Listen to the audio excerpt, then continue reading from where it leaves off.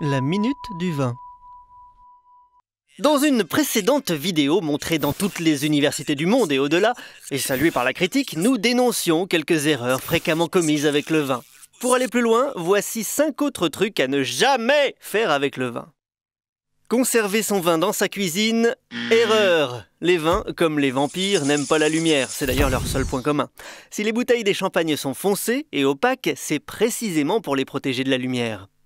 Les vins, comme les grands-mères, n'aiment pas non plus la chaleur. Choisissez un endroit frais et à l'abri de la lumière. Évitez donc de stocker vos bouteilles devant une fenêtre ensoleillée, à côté du four, et plus encore dans un four en marche. N'achetez que des vins réputés.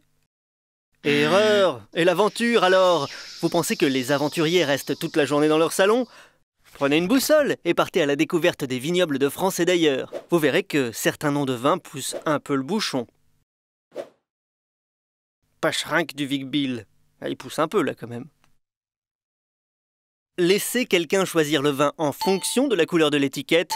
Oh non, erreur. Comme le disait un vieux sage, il faut savoir écouter son prochain. Sauf quand mon prochain me propose un sauterne avec ma côte de bœuf au barbecue. Là, je pique une colère pendant 30 jours, hein.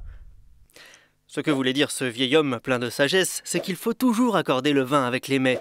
Et tant pis pour la couleur de l'étiquette. Remplir son verre à ras-bord. Erreur! Faire tourner le vin dans son verre permet de révéler les arômes. Essayez un peu de faire tourner le vin dans un verre rempli à ras-bord. Allez-y, essayez. Voilà, maintenant regardez l'état de la nappe brodée de votre grand-mère.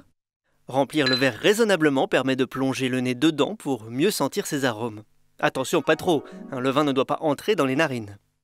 Mettre des glaçons dans son verre de Bordeaux pour le rafraîchir. Oh non, mais erreur! Les glaçons servent avant tout à fondre au soleil, ou à la rigueur à flotter dans l'eau, mais pas dans du vin, excepté dans les rosées piscines éventuellement. Pour rafraîchir un vin rouge rapidement sans le diluer, passez-le un quart d'heure dans un seau à champagne ou un ice bag rempli d'eau fraîche. Si votre vin est blanc ou rosé, ajoutez des glaçons dans le seau. Vous pouvez aussi souffler dessus comme pour une soupe, mais attention, ça ne sert à rien.